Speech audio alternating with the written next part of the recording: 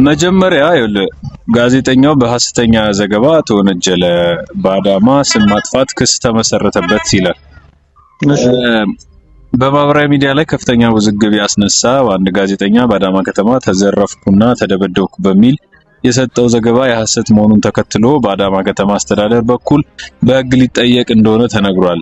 የአዳማ ከተማ ነዋሪዎች ጋዜጠኛው የከተማዋን ስም እያጠፋና ወንበዴና ቀማኛ ያለባት አስመስሎ በማቅረቡ ተተችተዋል ይላል። የአዳማ ከተማ አስተዳደር ጋዜጠኛውን በሕግ እንዲጠየቅና የከተማዋን ስም በማጥፋቱ ክስ እንዲመሰረትበት በብዙ ኢትዮጵያውያን ዘንድ ጥያቄም ቀርቧል። የቪዲዮ ማስረጃዎች እንደሚያመለክቱት አጠቃላይ ክስተቱ በቪዲዮ የተቀረጸ በመሆኑ ጋዜጠኛው የሐሰት ዘገባ መስራቱንና የስሙን መነሳት ለማስቀረት በፍጥነት እርምጃ መውሰዱን ያወቀ መሆኑ ተጠቁሟል ይላል። ጋዜጠኛው በአዳማ ከተማ ነዋሪዎች በአዳም ልጆች ነው የሚሏቸው የተሰራጨው ዘገባ የውሸት መሆኑን ተናግረዋል ይልና እንዲሁም የአዲስ አበባ ፖሊስ ይህን ጉዳይ ከሚመለከታቸው አካላት ጋር በመነጋገር እውነቱን እንዲያጣራና ክትትል እንዲያደርግ ጥሪ ቀርቧል ይላል። ይሄ እንግዲህ ይሄ ሁኔታ ከተከሰተ በኋላ የተፈጠረው ሁነት ነው ማለት የአዳማ ከተማ አስተዳደር ያለው ማለት ነው። ሌላው ደግሞ የአሻም ዩቲዩብ እና ትርታ 97.6 ኤፍኤም የጋዜጠኛ ሶፎንያስን ዝግጅት እንዲያቆሙ ተጠየቁ። የጋዜጠኛ ሶፎንያስ ዝግጅት በአስቸኳይ እንዲቋረጥ በአሻም ዩቲዩብ እና በትርታ 97.6 ኤፍኤም ላይ ጠንካራ የሆነ አቋም ቀርቦባቸዋል። ይህ ጥሪ የቀረበው ጋዜጠኛው በቅርቡ ከኢትዮጵያውያን ባህልና እሴት ውጪ በሆነ ተግባር ላይ በመወዘፉና ተግባሩ ለረጅም ጊዜ ሲያደርገው እንደቆየ የሚያሳይ ማስረጃ በመጋለጡ ነው። ብዙ ኢትዮጵያውያን እነዚህ ሁለት ድርጅቶች የኢትዮጵያን ባህል የማይወክል ሰራተኛ በውስጣቸው አስቀምጠው ለህብረተሰቡ ፕሮግራም ማሰራጨታቸው ስጋት እንደሆነ ተነግሯል። በማህበራዊ ሚዲያ ላይ የቀረበውን የቪዲዮ ማስረጃ ተከትሎ ድርጅቶቹ በአስቸኳይ ሁኔታውን እንዲመረምሩ ተጠይቀዋል። አሻም ዩቲዩብ እና ትርታ 97.6 ኤፍኤም በአስቸኳይ ህጋዊና አስተዳደራዊ እርምጃ እንዲወስዱ ብዙ ኢትዮጵያውያን በትህትና ጠይቀዋል ይልና ይህ ጉዳይ በማህበራዊ ሚዲያ ከፍተኛ መነጋገሪያ ሆኖ ቀጥሏል። ድርጅቶቹም ምላሽ እንዲሰጡ እየተጠበቁ የሚል ነው። አጠቃላይ እንግዲህ ከዚህ በኋላ ብዙ ሰዎች ነው እያወሩበት ያለው በሶሻል ሚዲያው ብቻም ሳይሆን እንዳጠቃላይ የብዙ ሰዎችን ትኩረት ነው የያዘው ማለት ይችላል። እና ቪዲዮውን አይተው ነበር እንዴ? ቪዲዮ ላይ በእርግጥ በደንብ አላየሁትም፣ ግን ፎቶዎች ስክሪንሻት ተደርገው ተለቀው አይቼ ነበር። አዎ እኔ አሁን ከረፈደ ቪዲዮን አይቼው ነበረ። በጣም ወደ ብዙ የአዳማ ልጆች ነበሩ ሪከርድ አድርገው ሲመጣ ሲያወራቸው መጀመሪያ በስልክ ሲያዋሩት ምናምን ያሳያል ቪዲዮ ማለት ነው። እና ምንድነው የሆነው? ያ አንድ የአዳማ ልጅ አለ፣ ሌሎቹ እሱን ሪከርድ እያደረጉት ነው። ምን አለኝ ነው የሚለው መሰለህ? እየመጣሁ ነው ታጥበ ጠብቀኝ፣ ተዘጋጃጅተህ ጠብቀኝ ብሎኛል። ስለዚህ እኔም እየጠበቅኩት ነው ምናምን ሲል እነዛ ራሱ ጓደኞቹ ራሱ ያው እሱ እየቀለደ ነው እኔም እየጠበቅኩት ነው ምናምን የሚለው በጣም ተናዶ ሆት ሆኖ ነው ያው በቀልም እያስመሰለ ማለት ነው። እነዛ በቃ አብረውት የነበሩ ጓደኞቹ እንዴት ውስጣቸው እንደቀፈፏቸው ማለት ነው። የእውነት ነው የመሰላቸው በቃ እሱ ራሱ ሲያወራ ማለት ነው። ምክንያቱም በቃ አስበው አንተ ወንድ ልጅ የሆነ ሰው ታጥበህ ጠብቀኝ ብሎ በእርግጠኝነት በዛ ሰፈር ድረስ ምን አይነት ልክፍት ቢሆን ነው ምን አይነት ነገር ቢሆን ነው ቅንብር ነው ብዬ እንትን እንዳለ ደወለለት። ከዛ በኋላ እሺ ደወለለትና ሶፊ ምናምን ያለው ስሙን ጠርቶ እንዴን ምናምን ደህና ነኝ ምናምን ነገር አገኘ ታክሲ እንደዚህ ምናምን ተውሎና እስኪ አይ እኔ ያልነዳው እንግዲህ ምናምን ነገር አለ። አይ በቃ አፍጥነው ምናምን። ከዛ በኋላ አያችሁት ድምፁ ራሱ ሶፊ ነው ምናምን እና ድምፁም እኔ አንዳንዴ አሁን ዘመኑ የኤአይ ነገር ስለሆነ እንደው በቃ ቆርጠውት ነው ምናምን የምትለው ነገር አለ አይደል? ይሄን ሁሉም ያወራው ያ ልጅ ብቻውን ሆኖ አይደለም። ቢያንስ በዱላ የያዙ ልጆች እየጠበቁት ማለት ነው። 5 6 7 8 ልጆች ይሆናሉ። በቃ የሰፈር ልጆች ናቸው ሰፈር ውስጥ ያሉ ልጆች ማለት ነው። እና እነሱ እየሰሙ ሪከርድ እያደረጉት ምናምን ከዛ አይመጣ የለም። ከዛ ስልኩን ዘጋውና እስኪ እንግዲህ የሚመጣ ከሆነ የሚገርም ነው አናስተርፈው ምናምን ነገር እያሉ ጠበቁት። ከዛ ሰተት ብሎ መጣለች። አንድ እጁን ይዞት ሄደ ምናምን። ከዛ በኋላ አልቻሉበትም ታውቃለህ። በቃ ይሄ ተናደውም ስለነበረ ምናምን ብቻ አንዱ በጥፊ ምናምን ሲለው መጮህ ጀመረ ማለት ነው። እሺ ድረሱልኝ ምናምን በቃ የሆነ ብቻ ይሄ የሆነ በቃ ታውቃለህ አላርም ሆነ እንትን እያሉት እንደሆነ ባነነ። በቃ ልክ ሲባነን እነሱም ደርገው ወጣሉት። ገባ እና ሳየው ማለት ነው ማለት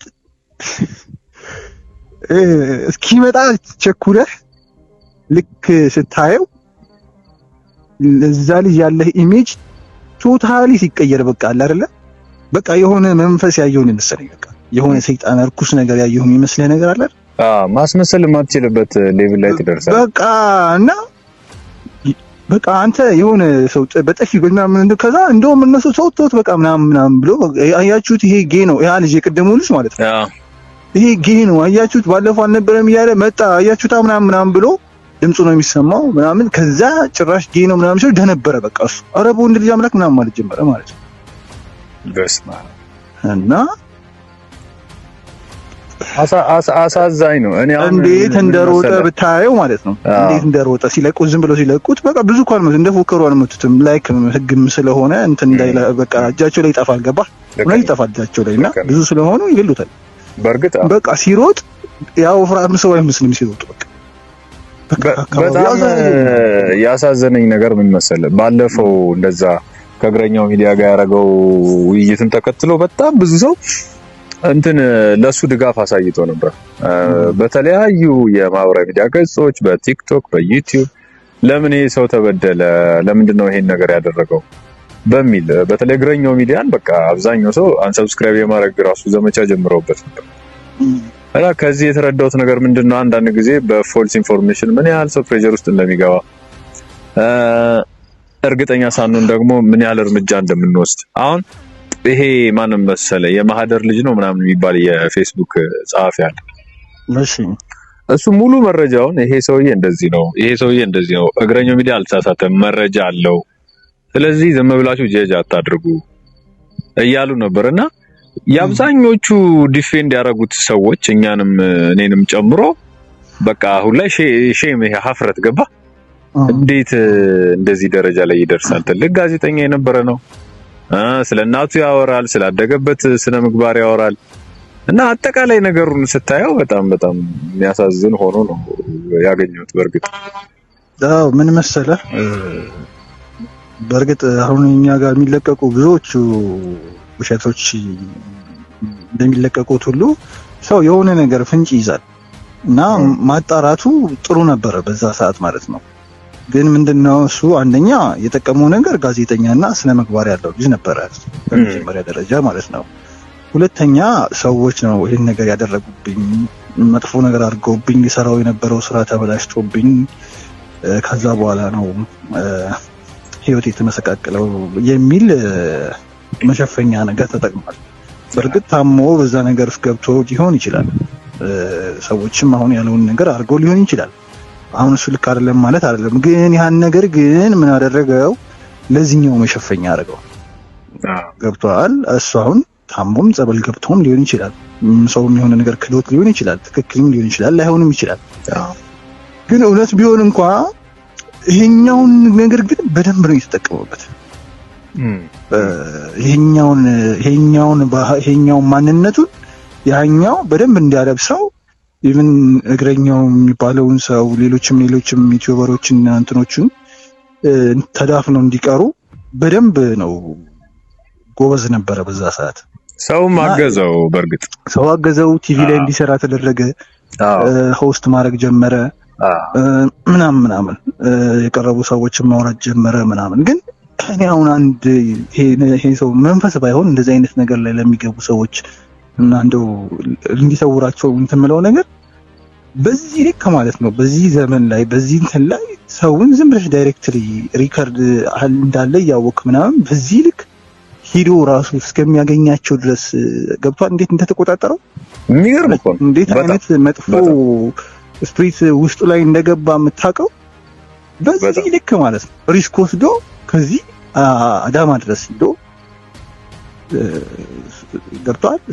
እነሱ ራሱ እንዴት ታርጌት እንዳደረጉት በእርግጠኝነት ይሄን ነገር ለማጣራት ከመፈለጋቸው የተነሳ በደንብ ታርጌት አድርገውታል። ይሄማ ረጅም ሰዓት አውርተውት ነው የሚሆነው፣ ረጅም ጊዜ አውርተው ነው የሚሆነው በዛ በፕሮሰስ ውስጥ። ምክንያቱም ይኸውልህ አንድ ሰውዬው በደንብ እጅ ከፈንጅ የሚያውቀው ሰውዬ እሱን ማጋፈጥ የፈለገ ሰው አለ እና አንተ እኮ የሆነ ነገር መረጃ እኮ አድርሰህ ካልታመንክ ትበሳጫለህ። ልክ ነው። ሁለተኛ ደግሞ ኃላፊነት የሚሰማውም ሰው ሊሆን ይችላል ሰውዬው ገብቷል። ምክንያቱም እንደዚህ ተሸፋፍነው አሁን እንደዚህ አይነት ሰዎች ላይ አየህ ሚዲያ ላይ የሚቀርቡ ሰዎች በእንደዚህ አይነት ነገር ልክፍት የተለከፉና እንትን ሰዎች ከሆኑ በቀላሉ ብዙ ሰዎችን የመበከል አቅም አላቸው። ስለዚህ ይሄ ሰውዬ ደግሞ በእርግጥም በደንብ ኃላፊነት የሚሰማው ሰው መሆን አለበት እና እልህ ይሰማል። አንተ የእውነት የምትሰራ ከሆነ እንትን ይሰማል። ተስፋ አልቆረጠም። ገባህ? እንደሚያገኘው ደግሞ እርግጠኛ ነበር ማለት ነው። እርግጠኛ ነበር ደግሞም ተሳክቶለታል። አሁን ካሰብከው የእንትኑን ካየው ለምሳሌ ይሄንን ወደ ሚዲያ ይዞት የመጣው ልጅ አለ፣ ቲክቶከር ነው እሱ። ምንድነው የሚለው አገኘሃለሁ ብዬህ ነበረ ይላል እና ምንድነው በግልጽ ቋንቋ ያስቀምጠው በሾው በኢንተርቪው በምናምን ስም እያለ የሚያገኛችሁ ወንዶች you have to be like careful መሆን አለባቸው። ለዛ ነው ተከታትለን ይሄን መረጃ ልናወጣ የቻልነው። በዚህ እንትኑ ለሆሳስነቱ ሰዎች እንዲጎዱ ስላልፈለግን ነው እና በደንብ ክትትል ውስጥ እንደነበረ you can see from there በጣም እንደተከታተሉት ይገባል። ከዛ በፊት ደግሞ ቀደም ብሎ የሆነ መነጽር ያደረገ ልጅ ተዛዘፈናል፣ እንደ ሴቶኛ ነው እንደ እንትኑኛ ነው ያወራሁት ምናምን እኔም እንደሆንኩ አድርጌ ነው ያወራሁት እየመጣ ነውና የሚለው ልጅ ማለት ኦኬ። እና በብዙ እንትን ውስጥ አሁን ቅድም እንዳልከው ነው ምን ያህል እንደሰወረውና ማስተዋል እንዳቃተው ጭምር ምን ያህል ኃይል እንደተጫነው ጭምር የሚያሳይ ነው። እንደዚህ ይገኛል። ከዛ ግን አሁን የሚያስቀው ነገር የፈጠረው ምክንያት ነው። በጣም ሲመለስ እና አዲስ አበባ ሲመጣ ያ ኢንካውንተር ካረገ በኋላ እንደ ሰው መጥፋት ነው ያለበት። በቃ ድምጹንም ምኑንም አጥፍቶ መቀመጥ ነው ያለበት እንጂ ወተሌላ ሪዝን ለመፍጠር መሞከርም እንደገና እነሱን እንዲነሱብ ማድረግ በቃ የሆነውና ያው ፈጣሪም ተጋለጥ ሲለው ላፕቶፕ ከአሜሪካ ተልኮልኝ አዳማ ይሄንን ምክንያት ሰምታል አይደል? አዎ አዳማ ሄጄ ላፕቶፑን ለማምጣት ማለት ነው። ስለዚህ ልጆቹ ተዘጋጅተው ጠበቁኝ። ልጁ ወደ ኮብልስቶን ውስጥ ናገባ እንበላለኝ። ላፕቶፑን ልቀበል የሄድኩትን ሰውዬ ደበደቡኝ፣ ያለኝን ንብረት ወሰዱ። በወንድ ልጅ አምላክ ብዬ ለምኛቸው ነው ህይወቴን የሚያተርፍኩትና አሁን በሰላም ገብቻለሁ ብሎ ለጠፈ። በዛ ስር የሚገርም ነገር ነው ነገር በዛ ስር የተሰጡ አስተያየቶችን ብታያቸው ኢትዮጵያውያን ያላቸውን ደግነት ሩሩነት በርግጥ ታይበታል። ግን በቀላሉ መሸወድ እንደሚችል ያሰበው መቼ መሰለ? ያኔ ያንን ያምሮ ህመም ይዞኝ ገብቼ ብሬን ተዘርፌ ምናምን ያለው ሪዝን አለ አይደል? እሱን ሰው አምኖ አዘነለት። ሁለተኛ እግረኛው ጋር ቀርቦ የሰጣቸው ምክንያቶች ነበሩ። እንደዚህ የቤት መቤት ብለሃል ምን ማለት ነው ምናምን ሲለው ያስረዳበት መንገድ ነበር እሱ እና ያንንም በቀላሉ ሰው አምኖለታል። which means አሁንም የሆነ ነገር ብፈጥር ሰው ያምነኛል ብሎ እየሮጠ መጣና ያንን ፖስት አደረገ። አሁን እኮ እኔ አሁን ይሄ እኮ ማታ ቢሆን ላምኑ ይችላል። በነገራችን ላይ ማታ በዛ እኮ እነዛም ሰዎች እያወሩት ሰዎች ስለወሬው ዝርዝር ነገር በእርግጠኝነት ነገር ደግሞ በደንብ የሚያወጡት ነገር ስለሚኖር ነው። ግን ይሄን ወሬ ብቻ የቅድም ወሬ ብቻ ሰምቼ የዛ ልጅ ወሬ ብቻ ሰምቼ ቀን መሆኑን ያሳመነኝ ጠራራ ፀሐይ ነው። በጣም ገፋ ሰው ያልፋል። ሰው ደግሞ የፈለገ ታሪክ ቢፈጠር እዚህ ሀገር ላይ እንደው በ6 ሰዓት ከቀኑ የሚዘርፍ ሰው የለም ማለት መጥቶ በጥፊ ምናምን እያለ የሚዘርፍ ሰው የለም። ለዛውም ካሜራ እየተቀረጸ ለዛውም ካሜራ እየቀረጹ ለዛውም ራሳቸውን እየቀረጹ ሜቢ እየቀረጹ አልመሰለኝም። አሁን እነሱ ራሳቸው ይታያሉ። ፎቶአቸው አንዳንዴ ብለርድ ያደርጉታል ዝም ብለው ነው እንጂ ያው ግን ሙሉ ለሙሉ ፊቱ ያኛው ልጅ እንደውም ከትኛው ልጅ እንደውም ሙሉ ለሙሉ በኮንፊደንስ መጥቶ በደንብ ፊቱ እየታየ ማለት ይሄ ስልክ የሚያወራው ልጅ ምንም መሸማቀቅ፣ ምንም መፍራት፣ ምንም መደናገጥ፣ ምንም ነገር ማለት በደንብ ለማጋፈጥ ይሄ ልጅ እውነቱን ለማውጣት እንትን ያለ ሰው የለም። ቀለል አድርጎ የሚያወራ ሰው ነው። እርግጥ ነው ለመሰለ ህግም ሶሳይቲውም ሁሉም እንደሚደግፋቸው ያውቃሉ። ገባ? ስለዚህ ምንም ቢያረጉ ሌጋሊ ሞራሊ ልክ ነው። የሱ መወናበድ ደግሞ ጥርጣሬን ከፍ ያደርጋል። ራሱን ኮንትሮል ሊያደርግ አልቻለም። ከዛው ልክ እንደባነነው በሲሰድቡት እንደዛ ብሎ በቃ ሾክ ያደርጋል። ገባ? ሾክ አደረገ። በቃ ቫይብሬት ስታደርግ የለም ድንገት የሆነ ራስን መከላከል ሲያቅነሳቅ የምታወራው ነገር በሙሉ አንተ ቁጥጥር ውጭ የሆነ ወሬዎች ነው የምታወራው። እና ይሄ ማለት እኮ ሶሻል ሚዲያውን እየተጠቀመ በጣም ብዙ ነገሮች ሲያረቅ ቆይቷል እንደማለት። ይሄ ባይዘዌ እኛ አሁን ለአውርተን የምንለው በደንብ ምርመራ መደረግ አለበት። እኔ አሁን ወደ መፍትሄው ስትመጣ እጅግ በጣም የተጠና እጅግ በጣም ውስብስብ እጅግ በጣም ስልኩ እየተበረበረ በቃ በጣም የረቀቀ ያው ፖሊሶች ይዘነዋል እንትንም ኬዙን ይዘውት ብሏል። የአዲስ አበባ ፖሊስም እንደዛ ብሏል። በቃ በደንብ ቢጠና የሆነ ሰንሰለት ጋር ይገናኛል። ማለት እስከዛሬ ራሱ የሰራው ማሰብ ዛሬ ኢቭን እኮ ሄድ አሁን ከጸበል በፊትም ራሱ ማለት በደንብ መጠራት አለበት። ከመቼ ጀምሮ ይሄን ነገር እንደጀመረ በደንብ ግልጽ በሆነ ነገር በደንብ ምክንያቱም ይሄ ልጅ ሜቢ ፈልጎት መጀመሪያ ላይ አሁን ይችላል መጀመሪያ የገባው አያገባንም እሱ ፈልጎት ገባም አልገባም እዚህ ጋር የተበቀለን ሰው ማስቆም ነው እንጂ አይ እንደዚህ ነው እኮ ብለህ ቶለሬት የምታረገው ነገር ከሆነ ነገ የሚወለዱ ልጆችን መጨረሳቸው ነው። ገብቷል? ስለዚህ በምንም እንግዲህ ባዛ ነገር ላይ ማቆም በሚችልበት ምክንያቱም የሚያቆሙ እንትን ያሉ ሰዎች ስላሉ ማለት ነው። እና ይሄ ሰውዬ በብዙ መንገድ አጭበርብሯል። በብዙ መንገድ ቼክ ተደርጎ ግን መጨረሻውን ያሰማል። እኔ እስከ እርምጃ መውሰድ ይደርሳሉ ብዬ ነው የማስበው። በተለይ የከተማዋን ስም በማጥፋቱ ሌላም ወንጀል ነው። ከዚህኛው ባለፈ ይሄኛው በእርግጥ በኢትዮጵያም ሕግ ያስቀጣል። ክልክል ነው፣ በጥቅሉ መደረግ የማይገባው ነው። ከዚህ በተረፈ ግን አዳማም ከተማም አስተዳደሩም ህዝቡም ዝም ይላል ብዬ አላስብም። እስቲ እንግዲህ ወደፊት ደግሞ የምናየው ነው የሚሆነው። እንትኑን የቀየረው ኮንተንቱን አይዲያውን ቀየረውና በደንብ እኮ አሁን እኮ ተሳክቶለት ነበር እኮ በደንብ ሰክሰስ አድርጎ ነበር። በነገራችን ላይ ብዙ እድሎችን አግኝቶ ምናምን በዛ ፕላትፎርም ላይ በጣም በሚገርም ሁኔታ ፈጣሪ ተጋለጥ ሲለው ቅድም እንዳልከው ባጭር ገና ከመጀመሩ ባጭር ተቀጭ እንጂ ብዙ ነገሮች ይበላሻሹ ነበር። የብዙ ሰዎች ህይወት ሊበላሽ ይችል ነበር። እንደዚህ አይነት አካሄድ ማለት ነውና ያው እስኪ ደግሞ እያየን ደግሞ እናወራለን። ልክ ነው። አመሰግናለሁ። መልካም ጊዜ። እሺ ቻው።